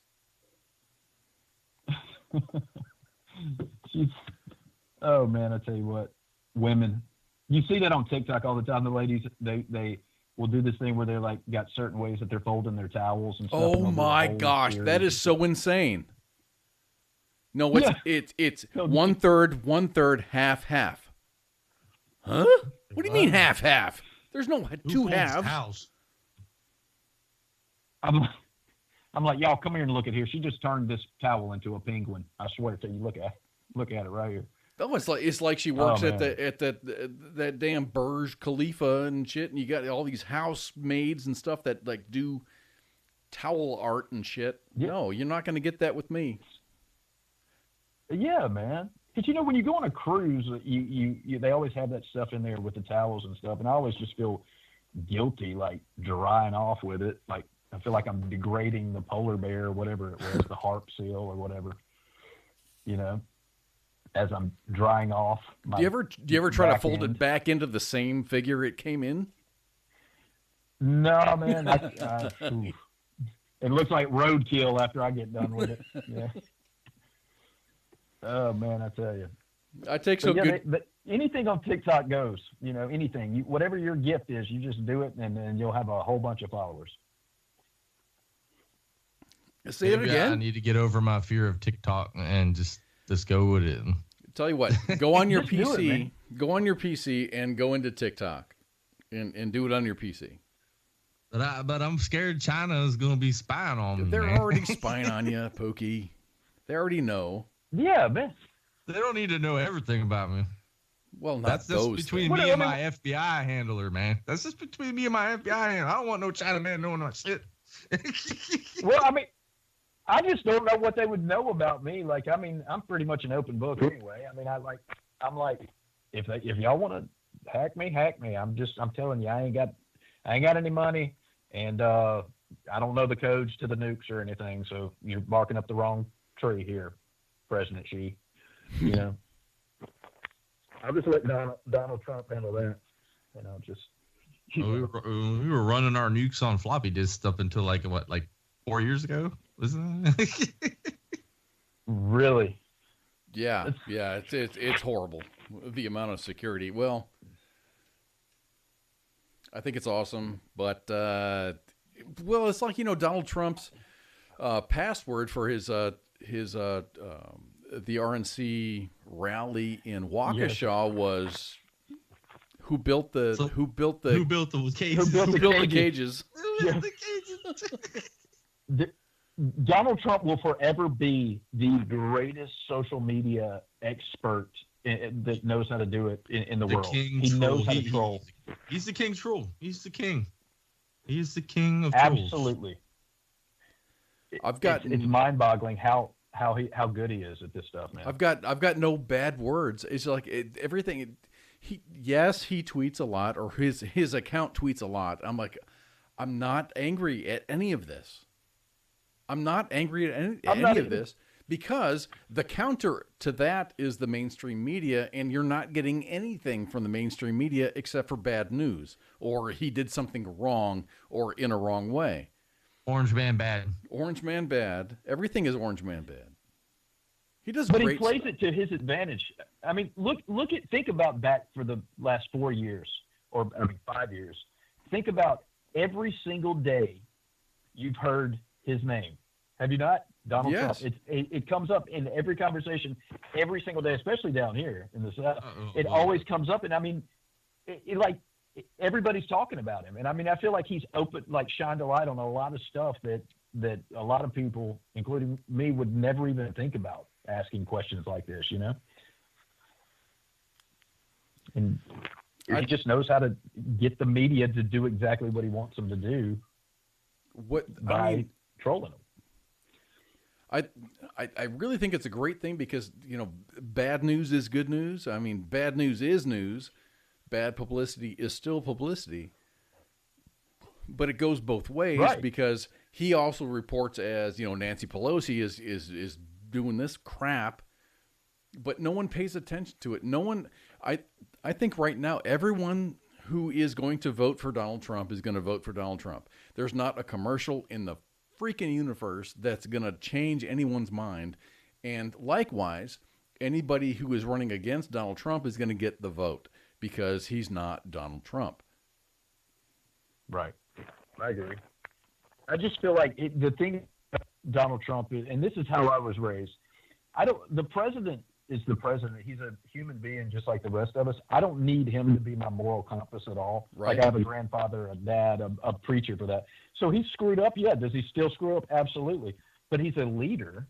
And, I feel like he's actually putting, the middle class first, putting his country first. And I feel like he's really trying. I don't feel like he's in it for himself. I think that he's in it for this country.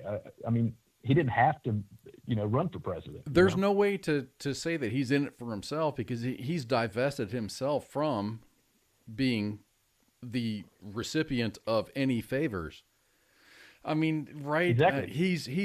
He was a global businessman that divested himself, and I'm sure that once he's out of office, whether it's next week or whether it's in 4 years from now, he'll reinvest himself into what he's doing, and he's going to be a businessman regardless.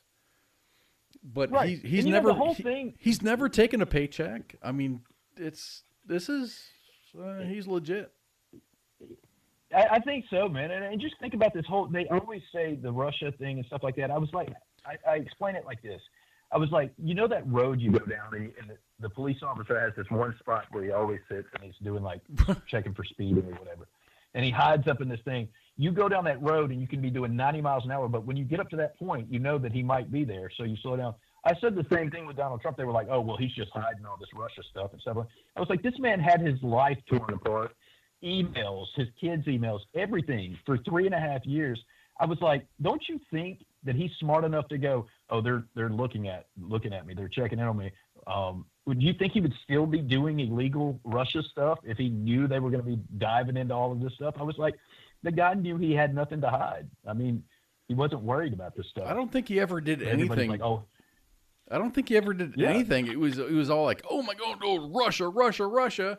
And then the investigation happened. And then all of a sudden it's like, okay, that didn't happen. So nothing. And then, oh my gosh, all this, Hunter Biden stuff comes up, and it's like, oh my God, it was not him, it was them. They pushed that stuff so quick under the rug. Nuts. It's like a grandmother whose grandchild. No, he's sitting there with the knife in his hand right there. I mean, he did it. I mean, no, he couldn't have done anything like that. Never. He's such a good boy. So. He is. I mean, look at that nice little crack pipe in his mouth. Doesn't that look so cute? Yeah, he was sleeping with the crack pipe. It wasn't a crack pipe. It was a rose without the rose thing. It's a glass rose without the. Somebody said, I saw a meme that said it had like Snopes or PolitiFact or something, and it was like, that was a crack pipe in Hunter Biden's mouth, and they were like, fact check, that's false. That was a meth pipe in his mouth. It wasn't crack, it was meth. Yeah. So it is, but they've just, it's like they're not even trying anymore, man. They're just letting you know that they're covering stuff up. So what makes me upset and what concerns me is there's a lot of people out there that are just going to, you got a D behind your name, you're going to vote for a Democrat. You got an R behind your name, you're going to vote for a Republican. And they don't see the other aspects of it. I mean, there's independence. I mean, Jo Jorgensen has a really good platform. She had really shitty exposure. I think if everyone would see another side, what do you think about a third party? Is that a thing for you? Would you agree with that? Or? I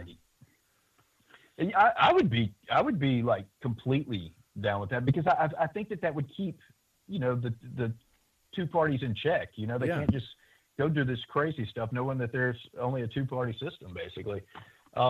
I don't know. I don't see how the Democratic Party, after everything that's going on right now, how they can sustain, because it's just complete. It's not even really.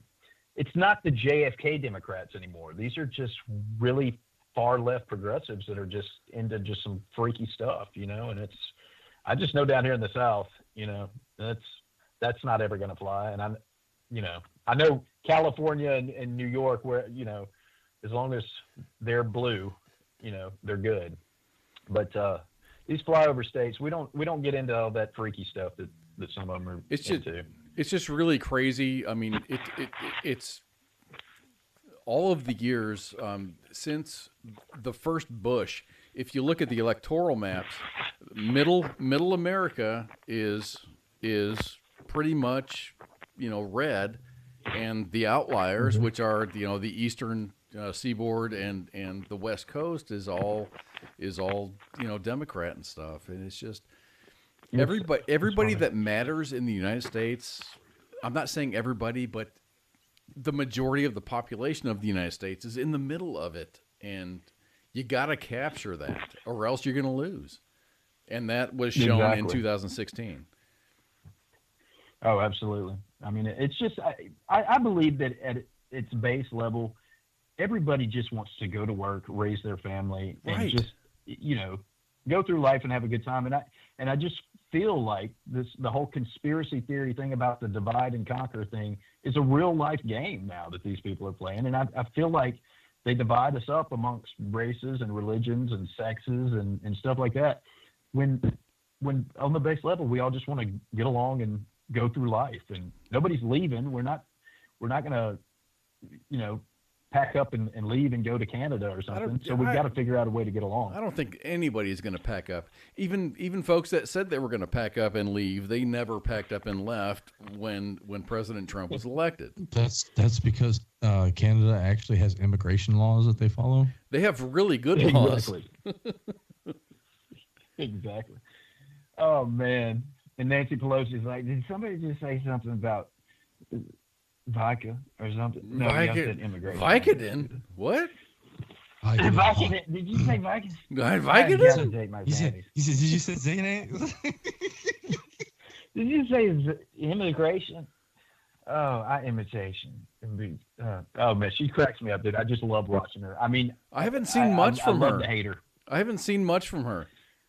The last thing I saw from her, she walked out to the podium and she looked so lit that she was like staring at the podium, and she's like kind of walling over to it. She had to grab a hold of the podium just to kind of like straighten herself out and straighten her dentures out. I used to do voiceover.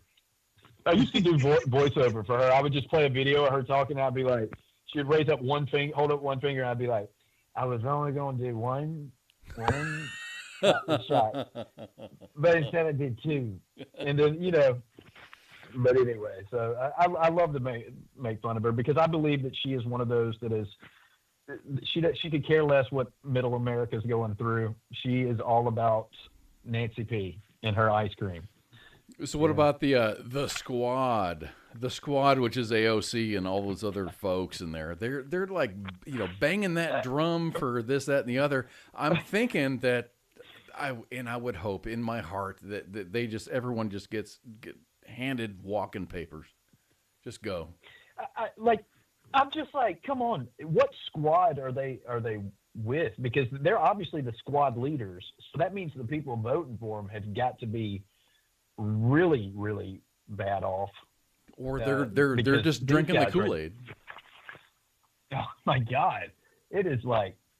I'm going to tell you, if it came down between AOC and Jim Jones, I would definitely take Jim Jones's Kool-Aid, great Kool-Aid all day. Oh, hell yeah. AOC's, because that heifer, she doesn't know what's up. Like, it's the weirdest thing that I've seen. It's just kind of weird to glom on to people's struggles. I mean, because people are struggling. They can't pay rent. But, man, she's talking in where the hell is she from? The Bronx. Bronx, yeah. The amount of rent, how much are you going to make, if you're a lower skilled individual, how much are you going to make if you were doing a lower skilled individual job and then be able to pay rent? Of course you're going to have, have to have 2 or 3 or 4 jobs or whatever. It's, And how much is it? How much is the Green New Deal going to cost again? Like, how many trillions of dollars? I'm like, where are you going to get that from? Oh, it's definitely in the trillions, but according to her and the squad, with all these green new, oh gosh, what is the word? Projects or whatever, they're going to be self-sustaining because they're going to be creating new jobs that will pay for the Green New Deal. I don't get it. I don't pay attention to that. I don't agree with that. Go to West Virginia.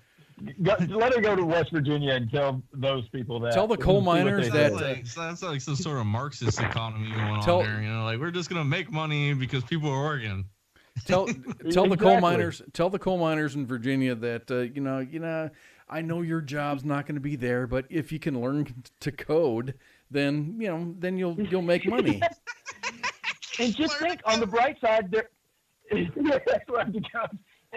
And on the bright side, you will cough a lot less. I'm telling you, you really will. I mean, like I've got friends that work in the coal mines up there, man, and they're like, dude, this is a way of life up here, man. This is what we do. Hey, your black lung. If you vote for the Green New Deal, your black lung will turn into gray lung. And then we'll just pay for your health, everybody's health care, and Oh, that's free. Everything's free. Breck, we just go back to simpler times. Batteries that are more carbon inefficient than coal is, but all right. Exactly. I don't know, man. So what's up with Elon Musk? Is he? I can't get a reading on him. Is he Dude, human? He said that if he makes it to Mars, he's going to set his own laws on Mars. Pretty much is what he said. He's like, screw Earth. I'm starting a new Earth. That's the end of it.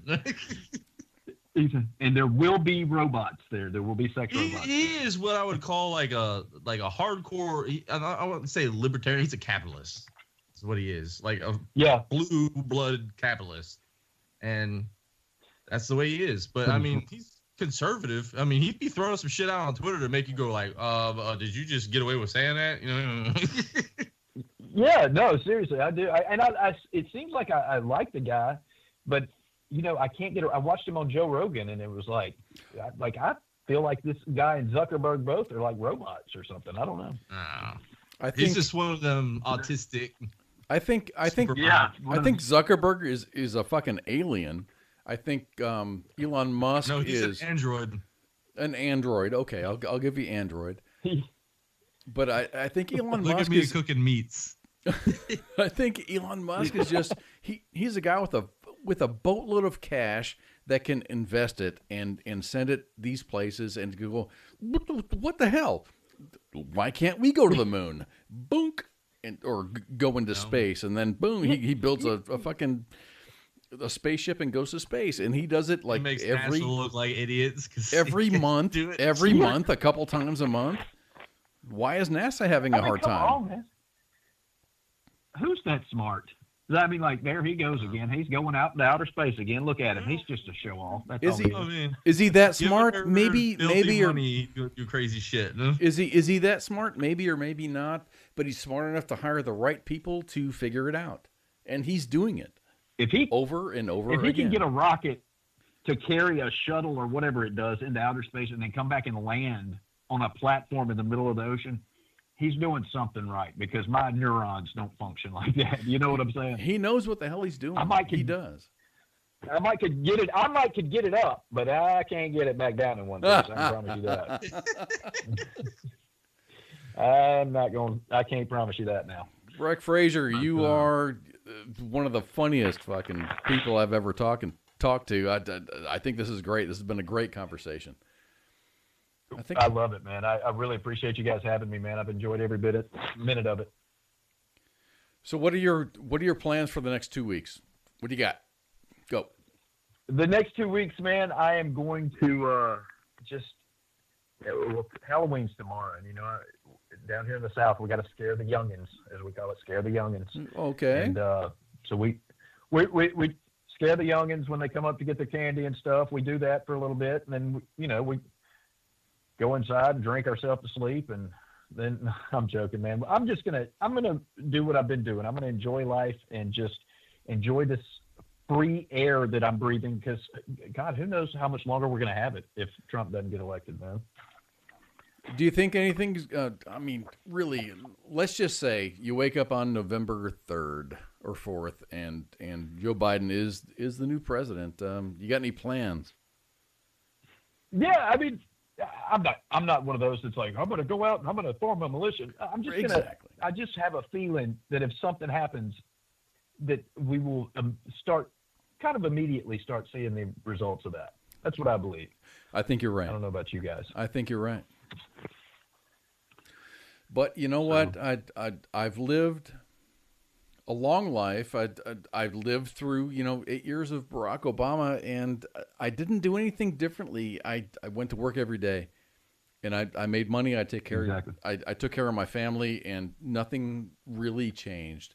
Maybe some of the minutia changed, but you know what? I'm going to take care of my family. So you're right, and whatever. Yeah, I mean, you take care of your family, you work. But I mean, a lot of the jobs with the, shutting down the coal mines and fracking, especially down here. I mean, a lot of livelihoods are based on that. When you take that away, I'm kind of concerned about that too, because I work in the defense industry, and if one side gets elected over the other, I've got to be concerned because of I'm in a research and development field. All of that cash is going to disappear, so I'll have to find something else to do. Maybe I'll do TikTok. But we'll make it. I'll do TikTok videos with Breck Frazure. Yeah, hey, you can do that. I'll make a new character. Seriously, we'll put you in there. So, I will. Seriously, man, I will make a new character. You can be the radio guy, and I can even put you in a storyline. I can even do like a crazy radio voice, like hey, ooh. Yeah, be like that fella with that golden voice is trying to sleep with Martha again, and I can't deal with that now. I'm gonna tell you right now, I'll go down there and whoop up on him now. Yeah. I tell you what.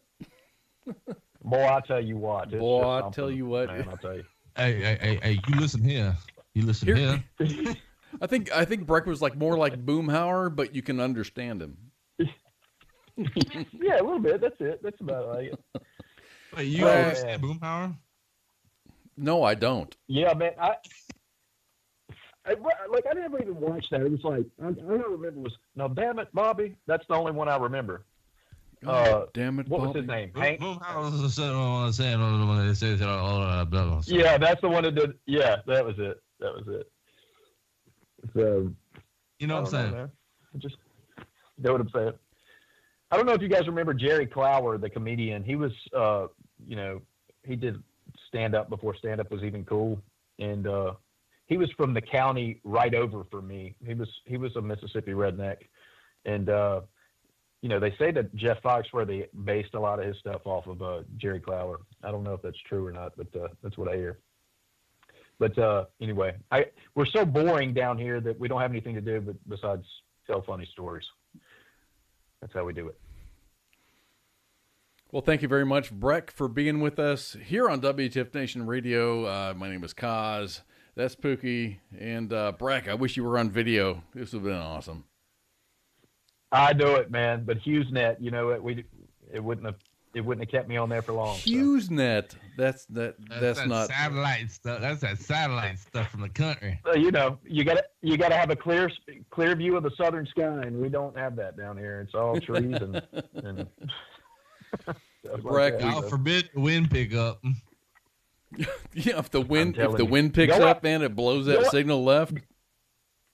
Yep. Go out there and turn the satellite around to the right a little bit. You know how to do it. Here's that crescent wrench. Take that up there. Watch out for the lightning. Oh, man. But I've enjoyed it, guys, man. Seriously, you guys have a great thing going, man. Sir, thank you very much. I hope we can have you back at some point. Well, let's do it. All right. Let's do it. Thank you all very much. Have your people talk to my people. Outstanding. All right, everybody. Let's get out of here. let's call it a night. This has been the primer for your Friday night. So go out and have a good time, and we'll see you next time. You can tune us in. Oh, where's my cut sheet? Oh my gosh, where'd it go? You said you can tune us in. You can tune us. You can tune us in at any time at WTFNationRadio.com on Tuesday, which will normally be the CQ's social media warrior, pop culture warrior. Yeah, get it right, son. It's not going to happen because the season finale of the 2020 general election is just a few days away. The WTF Nation Radio staff will be providing commentary results and follow the entire election results until they all pass out, which is us. Taxation is theft. So grab a beverage of your choice, snacks, and a chair, and you're listening to Voice. Oh my gosh, the 6th of November, which is next Friday. We have another guest next Friday. United States Air Force veteran, CEO, and founder of Heroes Linked, David Tenenbaum, will be on our show next Friday night. He's going to talk about his nonprofit organization and what they do to help veterans finding careers. Awesome. All right, got to get my windows scheduled here. Oh, thank you all very much for hanging out. My name is Koz, that's Pooky, and then we got Breck over there. We'll see you later. Is it necessary for me to drink my own urine? No, but I do it anyway because it's radio.